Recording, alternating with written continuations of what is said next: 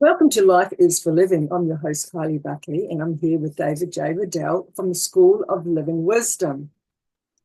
Today, David, I'd like to speak on obsessive compulsive disorders. How does this happen that we get obsessive over things? Well, obsessive means that your brain has dropped into a groove or it's dropped into a rut and it can't climb itself out. And so it goes round and round in the circuit in your brain, and you don't know how to get out of it because you've begun to crucialize the whole scenario. I know if I did this as a child, it fixed it. Why isn't it fixing it now? And so I keep doing what I've always done, but only getting what I've always got. And you have heard the phrase, haven't you, that insanity is doing the same thing over and over, always hoping for a different result. Mm. So this kind of turns up and shows up in the OCD. It's compulsive because of a phenomena we call the hierarchy of beliefs. You can say, I know that the lock is locked, so why am I getting up to check it again? But in the hierarchy of beliefs, there is a previous belief that says, I can't trust my memory and I may not, and I don't feel safe. And so that overrules the recollection that you did lock the door and scrambles it. And the thing is, too, that when you're in fear, your mind isn't working properly. It's usually fear that motivates the obsessive side of it. We are obsessive because we're trying to fix an unbearable feeling. And the feeling may be rejection, it may be abandonment, it may be feeling inadequate, it may be feeling nervous or socially insecure. And we've got this little trick that we do that once upon a time it worked. It distracted us, or it gave us a sense of peace or calm, and now we turn to it obsessively. Here's the thing though, quick fixes can hide the pain, Kylee, but they never heal it. Mm. They are short-term gain, if you like, but Mhm. they don't actually cure the problem. They can make us feel better short term. And so some men do pornography as an OCD. Some women binge as an OCD. Some people wash their hands incessantly to feel germ free and infection free. But the problem is, infection has become a default mood. It's there whether it's realistic or not. Or Mhm. feeling unsafe has become an automatic emotion. It's there whether they're safe or not. And so we've got two things going on here. We've got both an unbearable feeling and an automatic emotion. And so we reach for whatever we can to keep us right side up during that horrible time when the unbearable feeling is now coming again and again, even in waves. Mhm. Now, it's true that food can give a sense of comfort, but food can never make you feel inadequate, give you social courage, or comfort you in the face of abandonment or self-hatred. Mhm. So I guess you could say we're reaching for a life jacket that won't hold us up any longer. We're too big for it. Mm. Does that make sense? It does, because our feelings can lie to us. Mm, They're not mm, mm. always real. And until I can convince a person to side with the truth against the feeling, I cannot heal an OCD. They are so loyal to their feelings that they're not going to side with my reassurance against themselves until they understand that only truth can set them free from this. They can take drugs to stupefy or to placate, but medication can never teach you how to think in the face of fear or how to think in the face of a default mood. Mhm. So, how would somebody that has an unbearable feeling and say you clean all the time, because you've got an obsessiveness, maybe went back to the childhood. How do they have the ability to be able to drill down on that? Is it only through coming and seeing you, or are there things that you can suggest that people can do to stop and to think? And Well, thank God Jesus never said that when you know David Riddell, you will be set free. He said it's the truth that will set you free, and when you know the truth will set you free from your OCD. Now, it's good to clean, good to tidy, gives you a sense of control, gives you a sense of being on top of your game, true. But if you are carrying a sense of powerlessness, then cleaning is not the way to fix that. If you are carrying a sense of chaos and that your life is chaos, more and more cleaning is never going to fix that. Yes, it will give you a sense of satisfaction and it will give you some sense of control. After all, a tidy, organized room is always better than chaos. mm, But what if the sense of chaos is actually within you and not in the room? No matter how tidy you get it, that sense of chaos is still there. mm, We all need some sense of control, but how are you going to get it? Are you going to control the furniture? Are you going to control the noise around you? Are you going to control your husband or your wife? How do you really get back a sense of peace? And the answer is tailor-made reassurances. Somebody has to help you find those fitted, tailor-made reassurances that can give you the kind of reassurance that your parents never gave you and never left those reassuring tracks in your mind of their voices, giving a child the kind of comfort and reassurance that a child needs from time to time. I mm. often think that OCDs are what children invent in the absence of fathering or mothering and the reassuring voice of those adults at the time. Mm. Reparent yourself is what I call it.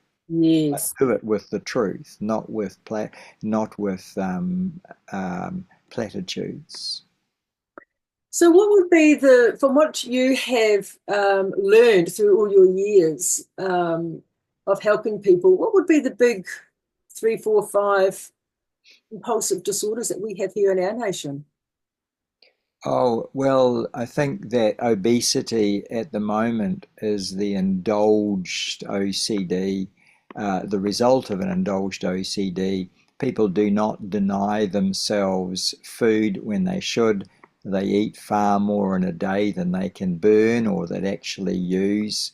And as a result, they don't do delayed gratification. They do quick fix cures, Mm, and that is an OCD. You eat when you're not hungry, or you keep eating when you've had enough, or you're snacking between meals, or you're allergic to exercise and you don't want to go out there and burn calories, but you keep eating. So there's one example. For a lot of men, pornography is an OCD. They go from not wanting to do porn to being binging on porn within a few minutes or even seconds because of the OCD.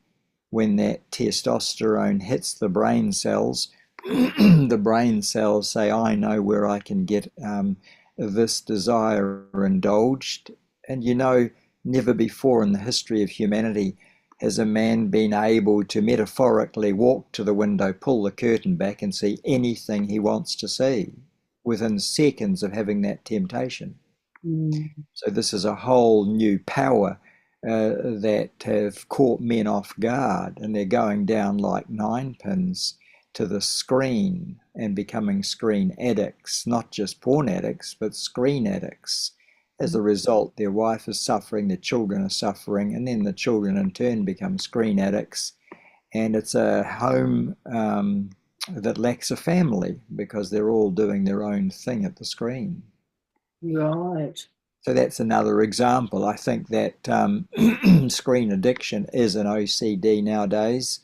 Mhm. Um, Of course, there's the classic ones like checking the locks on the doors repeatedly, or like washing your hands repeatedly, Mhm. or little rituals that you do during the day just to give yourself some reassurance. Mhm. But we call them obsessive because when the brain drops into that circuit, it loses awareness of everything else. Um, and we call them compulsive because they can strike at any time and sweep you out like a flood. You've got to have the sandbags ready before that compulsion hits. If you go looking for them once the compulsion hits, it's too late. And so I teach truth coaches as a method of self-arrest when you're about to hit the icy slope and take a long tumble to the bottom. Right. Well, in your manual, you have a number of them, and I'll just run through a few. Mm. Um, the feeling I spend my life avoiding danger, contamination, guilt, conflict, death, etc., is neither fatal nor unbearable, and the part of me that firmly believes that it is must begin to die as I betray it. Yes, for example, if you're fighting the possibility of death, you don't ever want to die, you're scared of death, you're scared of any situation that could result in a fatal accident, then you're going to become OCD in your efforts to remove all risk from your life. The fact is that removing all risk from your life is not actually possible. And if you keep trying to do it, that is also going to set up an OCD. We must live with risk, which is why we must find faith, because without faith, we're going to be frightened of death. Very true. My survival is no longer to be considered as completely up to me. Basic trust, lost in childhood, needs to be rebuilt into my life by the deliberate choice to be more careless about my safety um, than feels okay. Just like what you were saying. Well, we can be as cautious as we need to be safe, no question about that. But there is a time not to care quite so much about your safety. When I'm locked up in an aeroplane, there's not a lot I can do to care for my safety.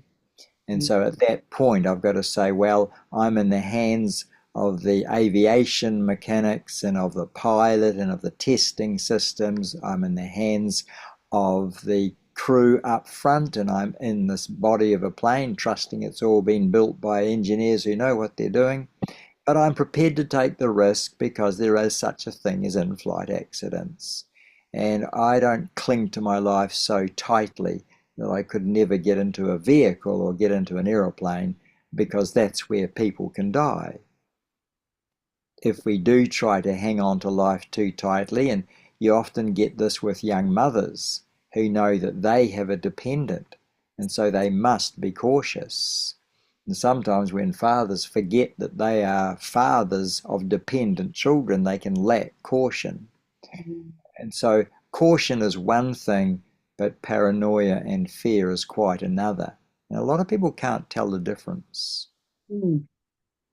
Okay, this behavior is not the person I want to be, and no one else is making me do it. I am the only one who can become persuaded enough to stop it. You know, we all have bad habits, eh?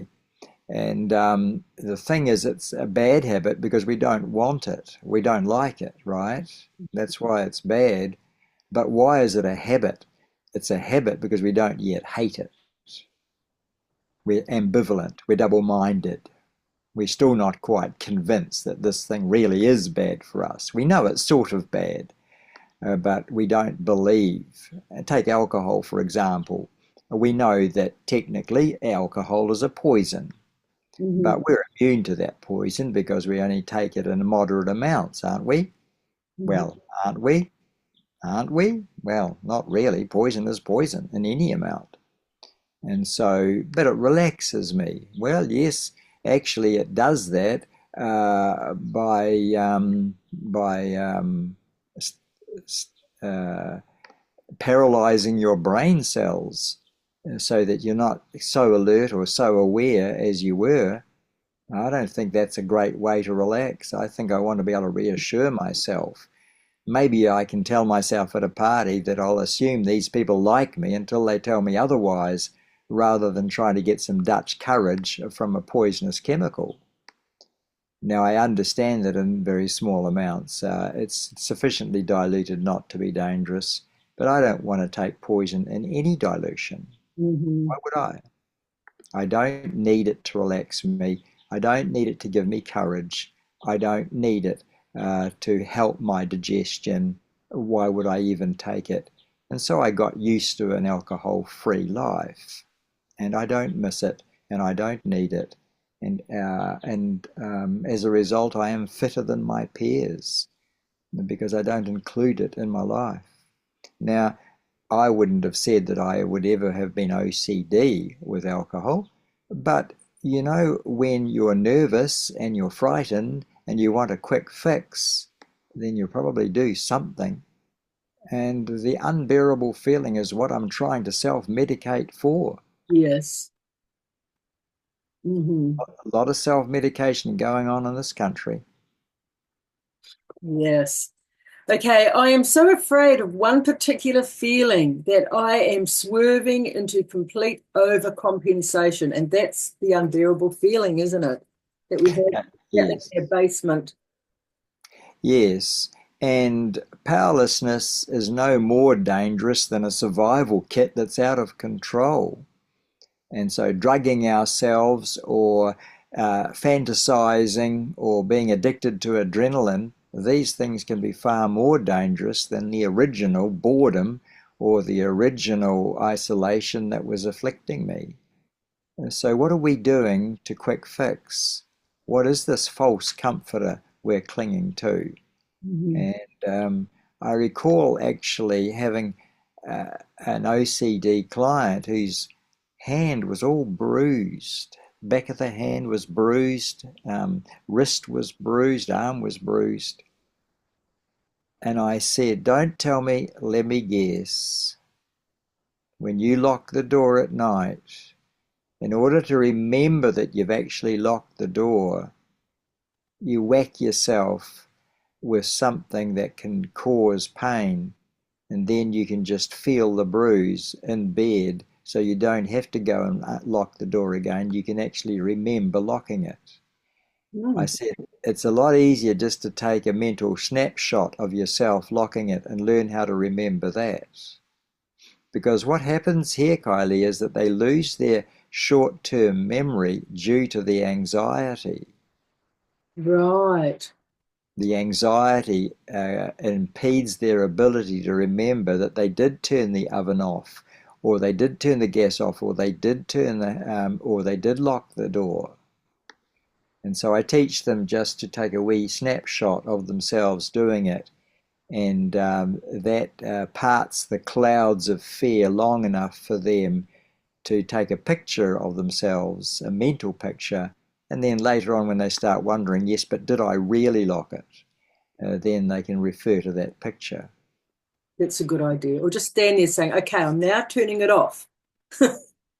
And with the cleaning OCD, I have to teach them to trust their body, that their antibodies can look after diseases, and that their white blood cells are keeping them safe 24 hours a day, 7 days a week, and that they need to start trusting their body's immune systems more, Mhm. and indulge feeling vulnerable to infection a whole lot less. You'll usually find, though, that that kind of OCD begins with watching mother worrying or fussing about infection. Right. Parents that make too much of disinfectant can often set up OCDs of washing in children. Interesting.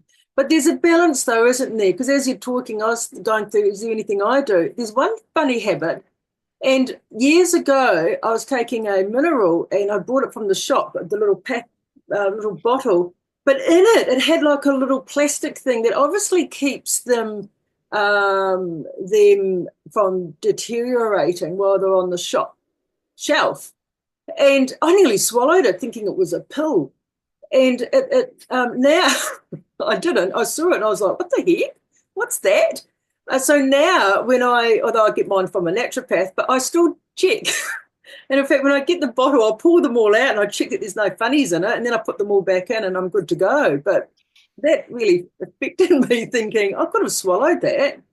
Well, that experience gave you a fright, and so your brain then constructed a survival kit of checking. And I Yes. think that everybody has that. I always check my gumboots before I put them on after nearly squashing a mouse with my foot, which gave me a hell of a fright. And so I always check my gumboots before I put them on. Even though I know there's no mice in the vicinity, I still check. It just Yeah. makes me feel better. But my point here is that that is not detrimental to my life and might even be useful. Mm. But I don't do it with all my shoes, and it hasn't got bigger than I am. It's quite a good expression. Hmm. Well, thank you, David, for this very interesting and informative topic today. Yes, well, the brain is massive and must be taken seriously. And when your own mind develops a mind of its own, it's time to get help. There you go, guys. Life is for living. Thanks, David. Bye Thank now. you.